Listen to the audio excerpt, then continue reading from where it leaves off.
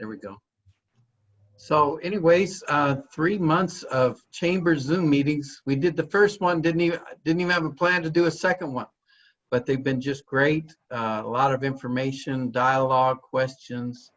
It's been really good. So I know the health department had planned to be on, so I'm expecting them on shortly. And we will hopefully hear updates from them. We have a couple updates from the chamber. And I know last week we had some questions regarding school and schooling. So we have the superintendent of the Tehama County Department of Ed, Rich DeVarney, on here today. Thanks for joining us. Good to be on. Yeah, and just would love to hear what's going on. We record these, and so we put them out on our social media and also our new YouTube channel as well.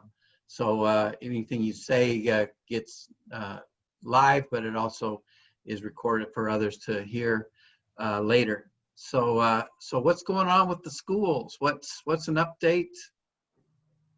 Wow, not sure where to start. Thank you to the chamber and the city and just all the businesses for, you know, plugging along through this time. I know it's been difficult for all of you as well. You know, back in March when the decision was made to close schools, it wasn't an easy decision, but the way it turned out, you know, that's what happened everywhere. So, looking back, it was much easier to close schools than it's going to be to open them. Wow. Didn't realize that at the time, but it's going to be much more difficult. So, so going forward, you know, you would think that we would have some real clear direction from the State Department of Education or from state public health and for clear guidelines and things like that, but we really don't have that. It is supposed to come out. There's some guidelines that are supposed to come out this week. Actually, they said it was supposed to come out last week, but now they're saying this week. So we're waiting for that. You know, as we're in stage 2, it's very difficult. You know, for example, if we were going to open schools today, it would be incredibly difficult, you know, with 10 people in a room, with no large gatherings, you know, and if you just think the challenge of busing students to schools, we usually have 60 to 80 students in a bus. And so that wouldn't work very well. In a classroom, we could have 20 to 32 students in a classroom, so that's not going to work. So where we're at this point is each one of our 14 school districts are they've made plans, and most of those plans are different levels. So basically, if we're at the same place right now as, or in August as we are right now, then that's one plan. If we've loosened up a little, that's a second plan. And then if things have progressed significantly, then that's the third plan. So it's really difficult because it's a large system. We have 11,000 students. We have bargaining units. We have, you know, lots of complications to going forward with schools. So the hope is that school will open in August in as much of a traditional fashion that we can open. You know, you look at LA and I think, and I'm hoping at least, that their opening is going to look a lot different than Tehama County openings. So, you know, we're really looking to, for example, there's some schools that have A and B schedules. So you have students that come to school maybe Monday, Tuesday, and another group Tuesday, Thursday, and then that reduces the number of students in the school by half. So that's one plan. Other schools are really just planning on doing things as traditionally as possible, but they all have these different plans that have to be vetted and approved by our local public health.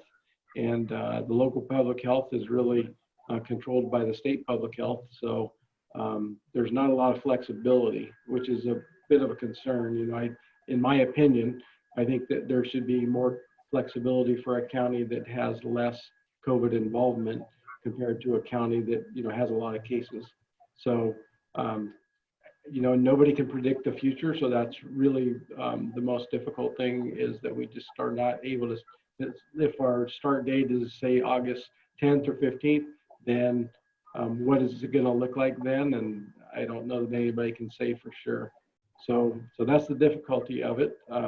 We've done a great job. Schools have done a great job in regards to feeding students this whole time and providing some type of learning, but from an equity standpoint, it has not been equitable. We have students that have Zoom, they have computers, they have internet, they have face-to-face meetings with their teachers, and then we have students who are in less fortunate homes that the parents never really ever picked up any paperwork for them. So it's sad in that sense. The other piece that I heard from the health department is that the child CPS referrals are down about 44% statewide, and I don't believe that's because there's no child abuse going on. It's just that there's no mandated reporters in the mix. And so for me, I believe strongly that our kids need to be in school, and they need to be in school full time, Monday through Friday, if there's any way possible to keep them safe in doing that, because that's the best place for our kids to be. And it's the best place for families so that their parents can get back to work, and so that our economy can start the process again.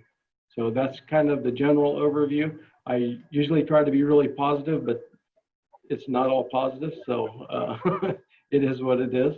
So, I'll take questions or thoughts or concerns or whatever you have.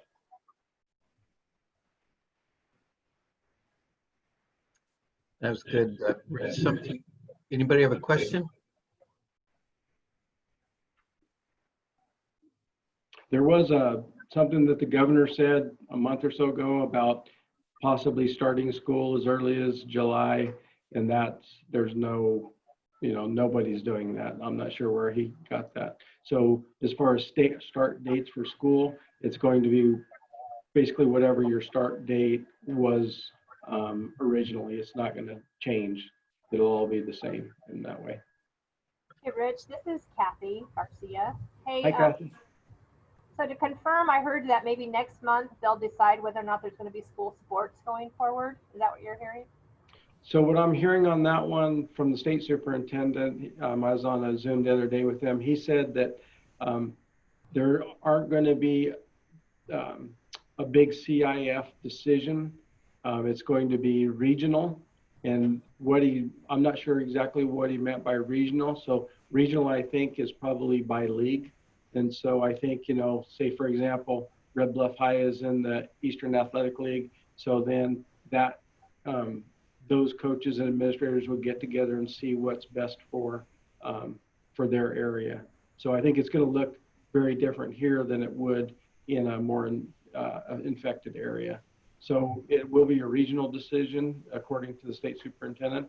And so those conversations are going on. So I'm not sure where exactly they are, but I know, like for football, for example, they're going to need to start practicing very soon. But it will be a regional decision. And then also, we'll know more in July about the state of the budget for education. So the state budget, the May revise is so the governor made his budget in January, and then this is the revision of the budget in May. And so the governor's budget, I guess if you could put it in a nutshell, is essentially a 10% cut to all schools. And that's a very, very bleak picture.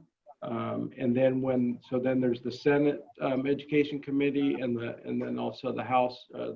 And so they both have come up with kind of the opposite views than the governor. So governor basically is going to cut unless the feds bring us money, and then he'll backfill with the federal money. And then the legislatures, they are both budgeting our money and then maybe cutting later if the feds don't bring the money. So So if the federal government kicks in, then great. If not, then we will have significant cuts, which is, real challenge when you have you have a whole bunch of different PPE stuff and sanitation and a lot of different challenges that are going to cost money. And then in addition to that, you have significant cuts. So. Wow, tough deal. Has there been a lot of construction at the schools for when the students come back? Things are different for them due to the virus, or no? Not necessarily. You probably know that Red Bluff High has gone through a major construction project. So, but that's not necessarily related to the virus. So I think not really from a construction standpoint, but regardless of what the opening looks like, there's certainly going to be, it's certainly going to look different in regards to, whether it's masks or other PPEs and hand washing and sanitation and all that kind of stuff. It'll certainly be different that way. Do you guys have an idea yet about the number of students who might possibly homeschool instead of returning to the classroom? Most of the larger districts have done surveys, so they've sent out surveys to their parents, and not that you get 100% of them back, but I believe I remember Red Bluff Elementary, the results on that survey, about 90% of the people wanted their students to come back full time, just like in a traditional manner, which I thought, wow, that's pretty significant. So if you look at it nationwide, it's much different. It's more like 45% of the parents want their kids to come back traditionally, but here it's up in the 80s and 90% range here. So, I think we need to do our best to serve families in the way that they would like to be served. That's great. That shows well on you folks in the district. Well, my wife and I were doing a little homeschooling with our grandkids, and I get why they want to come back. Absolutely. They're fun, but it's not easy day after day. Yeah. Right. Wow. Great. Well, Rich, we appreciate you being on and giving us an update. We've been hearing, questions and all, but we weren't able to really give any answers. So to have you here has been huge. So I wish I had better answers or more answers, but we'll keep working at them. Yeah. Hey, we weren't expecting, a Christmas present or anything. Good. Yeah. Yeah. So from the city, Rick Crabtree, city manager, city attorney, what's going on with the city?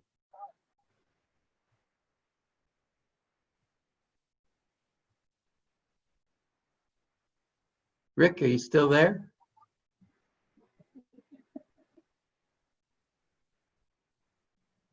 We'll get him back in. So let's have Danielle Eystone, Mayor, give us that. Sorry, I am back. My computer froze, but I'm Oh, here. okay, great. What's happening? Well, Danielle, you go first if you'd like. I was going to make mine short and say that I know the budget's coming up and we'll hopefully be approving that in a couple of weeks, but that was all I had. Okay, that is true. I'll piggyback off that a little bit. Our revenue forecasts are down. I think more than any year that I've been involved in the budget, we have revenue guessing rather than really estimates, because we're in uncharted territory here with the pandemic and now all these protests and riots. And, the only thing we know for sure is that revenue is going to be down. We have a proposed budget that predicts revenue will be about $500,000 down. Other estimates say it's going to be 3/4 to $1 million. So we're hoping for the best and planning for the worst. We are fortunate that we've got a healthy reserve. it appears very likely we'll be dipping into that for the coming year, and very possibly the year after that as well. So it's good that we've been stingy with the money that we've been entrusted with, and we're going to continue to provide essential city services. Anything else you'd like me to address, Dave? Your offices are open now. Yes, right? City Hall is now open. We have a limit of 3 people in the front counter area at a time. So far, that hasn't been a problem. But we have plexiglass screens put up now so that there's a barrier between the public and staff, a lot like a lot of grocery stores have done recently. We continue to monitor the COVID cases and try and stay on top of the changing rules and guidelines from the governor's office. I just quickly checked the governor's website. I don't think there have yet been any new guidelines issued this week, but I could be wrong. Things tend to change very, very quickly. The county did announce that it has its sixth, tongue-tied, its 6th confirmed positive case in Tehama County. Over the weekend, California experienced the highest one-day total of new cases so far, 3,705 new cases. Wow. So with everything that's going on, I think it's reasonable to expect there's going to be a little surge of some sort. Yeah. The protest the other day, that went fairly smooth. I spoke with the Chief Sanders. Yes, it did. We were very fortunate. The people that showed up were law-abiding citizens. They stopped at all the red lights at intersections. Nice. And were very well behaved. So we felt fortunate in that regard.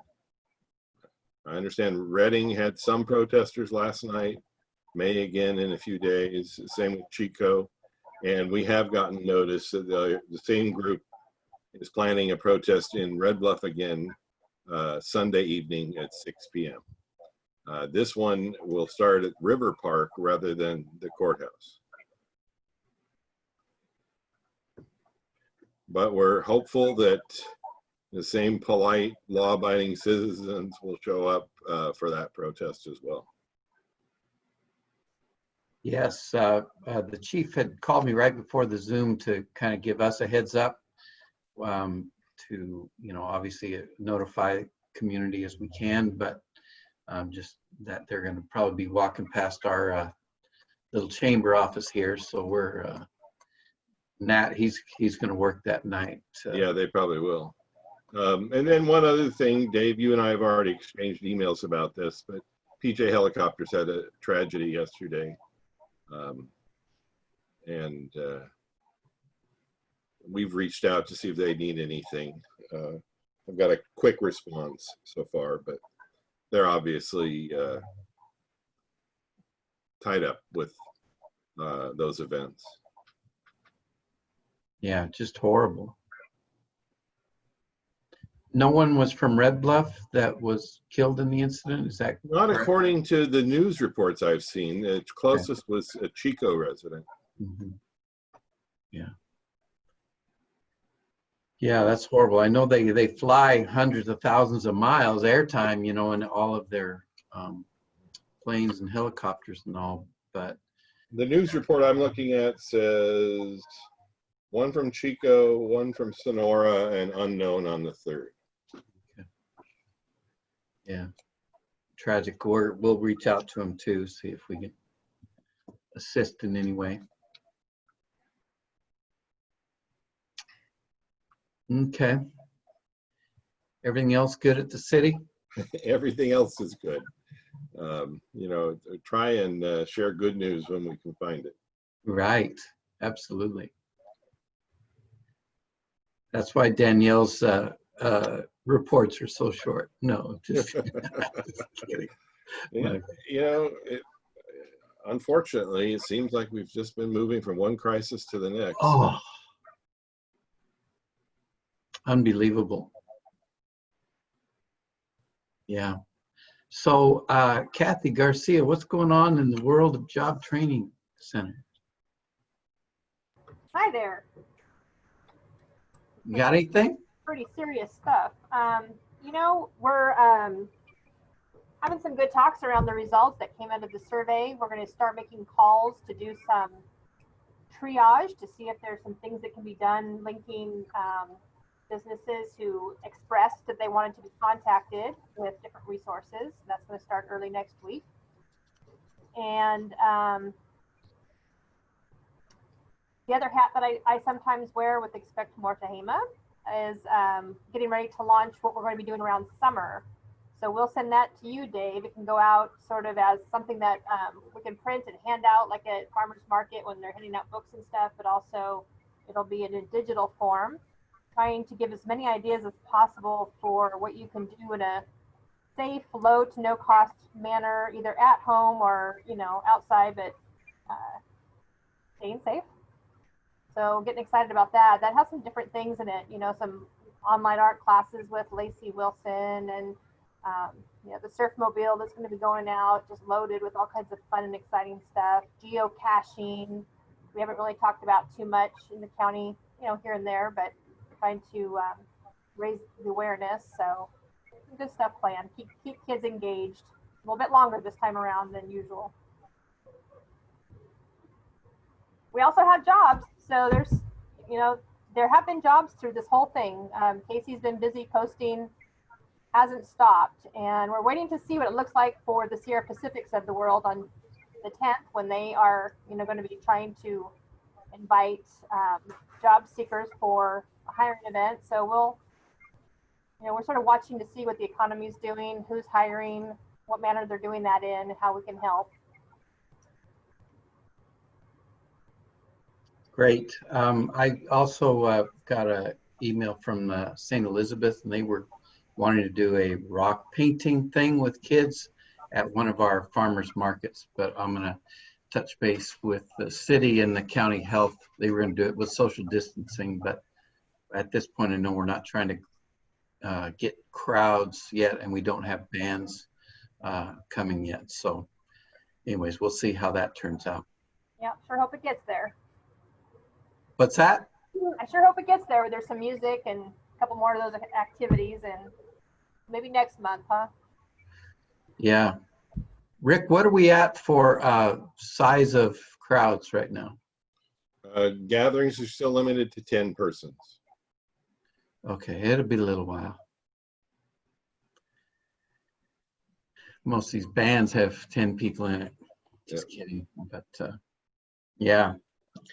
Okay, there's a couple things I was going to mention to kind of go out, piggyback off of what Kathy was saying as far as jobs and reaching out. Most of you know, but please pass it on that the Vesper Masonic Lodge is doing some grants, and the applications are on the chamber website, and it's for small Tehama County businesses, 10 employees or less. And you can get on to our website. They can fill that out, and it's through the Masonic Lodge, and they have really done an incredible job, and they're giving out more money earlier than they said they would. They've, you know, they're giving out $500 to $1,000 grants, just money to help boost a business to get back open and get whatever they need to get running. And so they've already given out about $26,000 or $27,000 to 20 some businesses here locally and throughout the county. So that's just really exciting. So anyways, please let folks know if you think they fit that criteria. Anybody else have anything? Bobby, it's good to see you on this. Hi, I'm sitting here with having the Nomalaki or coming and getting some of the artifacts that we had at the Discovery Center to Right. place in their possession now. Great. They have a place, yes, because we've been evicted from the Red Bluff Recreation Area, so we're packing up 24 years worth of stuff and moving out and calling it quits for now.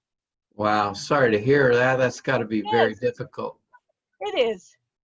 Yeah, Yeah. 3 buildings where the stuff all has to be emptied out, Oh and we boy. have basically now about 6 weeks left to get everything Wow. out of the 3 buildings. So Wow. it is a big job, but Yeah. we thank the community for all their support with our plant sale. That went over very, very well. And my gift to the county is to anybody who wants to come and collect poppy seed pods. We had an extremely large and beautiful poppy field developed this year. And so we're offering people a chance to come and put a whole bunch of poppy seed pods in a paper bag, take it home, and then after we get some rain in the fall, just start sowing them all over the county. We also have clarkias and several other different kinds of wildflowers. And my idea is to make Tehama County just very, very bright and colorful and attract all the pollinators we can to help agriculture produce lots and lots of good food for us to eat. So the farmers market will be full of good stuff year round. Awesome. That's great, Bobby. So So we'll be here. You could the bags are on the outside of the door in our little thing where we have information. yeah. You can come anytime and just go out on the field between the two, in the area between the 2 parking lots, and pick the pods off of the poppy plants and take them home and keep them in the bag. So staple it or tape the bag top closed so they don't go popping all over your floor, counters, kitchen, desks, wherever. So, but have some fun with it, make it an activity, and let's make Tehama County beautiful and also very productive for agriculture. Great. Thanks, Bobby. You're welcome. Have a good day.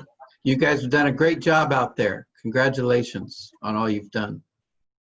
Thank you.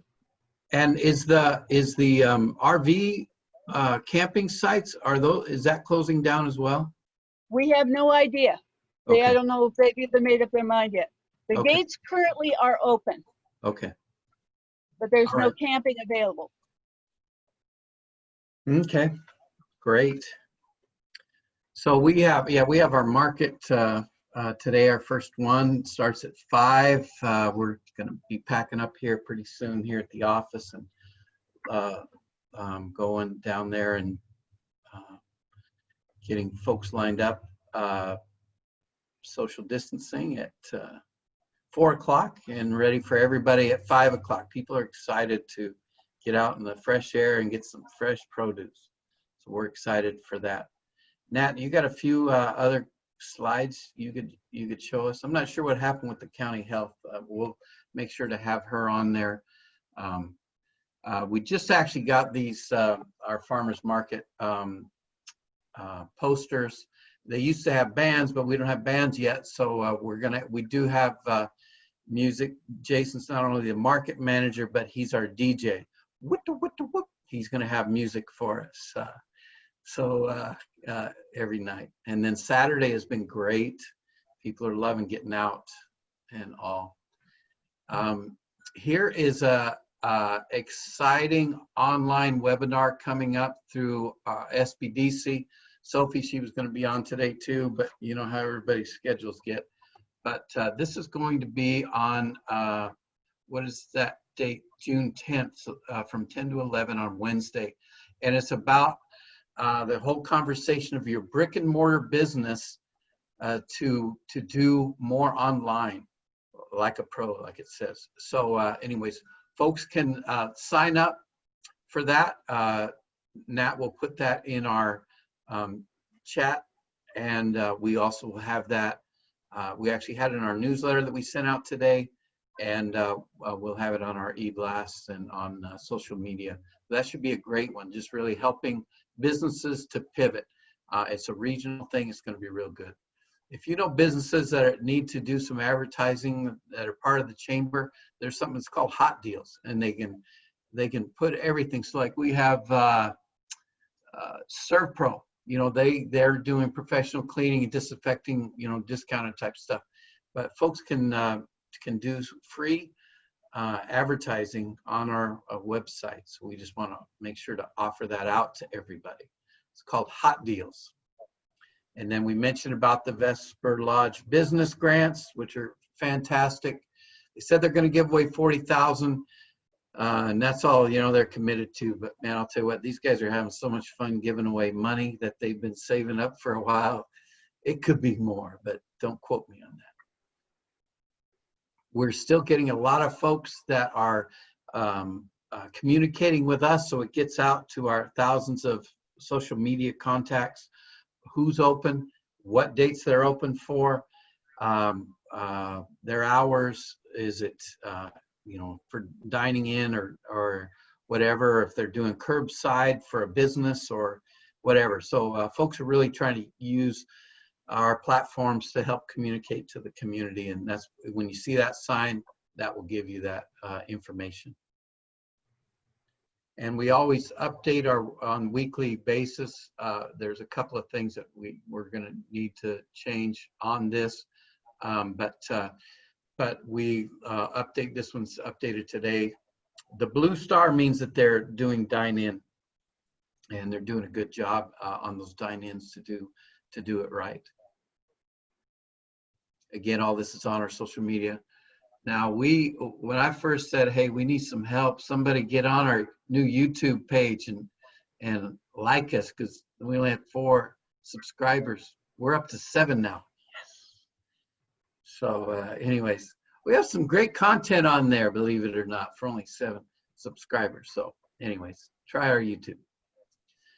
Patience has been very much needed. People are trying to get their supplies up. Restaurants are trying to get everything going again after a couple months. So we're just continuing to put out the positive message of being patient, respectful, working together with our local businesses. Again, all this is on our sites. And if you go to the Tehama County Health Services Agency site, you can find out everything you want about COVID-19 there. So anyways, there's 1,500 negatives at this point, and they are having testing now back in Red Bluff for the next basically 2 weeks at the community center, 7 a.m., 7 p.m., but you have to make an appointment. So please do that if you want. Go on our social media, you'll see the information there too. And I'm seeing so many signs, you know, you put out stuff and you wonder what's going to happen, but these signs are all over the place. So we're just thankful to be a part of the process to help people communicate right with employees and with employers and with customers. So it's good. And that's our little dog and pony show there today. So anyways, Danielle asked and Rich answered back that the construction isn't quite done at the high school, but it's almost completed, correct? Good. And does anybody else have any other questions or anything else you want to bring up? Hope to see you at the farmer's market at 5 o'clock. It's going to be a little hot, but the produce will be fresh. And we have a lot of cool things to drink there. Some of the lemonade stands and all, it's good. And Rolling Hills, I don't know if you know, they have a food truck. And they're actually bringing it to our markets this year. And they're excited to be serving up some delicious, delectable delights for everyone that comes to the market. So it's going to be fun. So no concessions this week at Prime Cinemas. Thanks for all the weeks that you've been doing that, Catherine. People have been enjoying the popcorn. So anyways, well, good. We will let everybody go for today. Definitely next week, we're going to have some more information on grants and on loans and on classes for businesses. And we're also going to get the update from the county health and also the phases that are being open. And please invite anybody else. And Rich, if you have more updates, bring them. Or if you want Todd or anybody else to hop on, we'd love to have anybody be on here. So, Great. okay. All right. Thanks, everybody. Have a great Thanks, rest of the Dave. day. You're the best. Bye.